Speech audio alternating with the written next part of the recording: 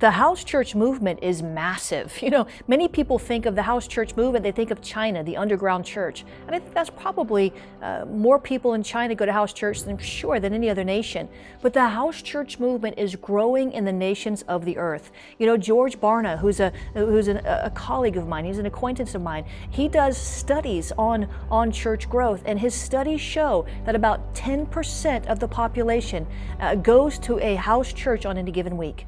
That is 20 million people a week going to house churches just in the U.S. alone. And that is like 46 million people a month that are consistently going. Like they don't just go occasionally, but 46 million people a month. That makes the house church movement bigger than the second largest Christian denomination in the world. This is a massive, massive, massive movement, and it is growing.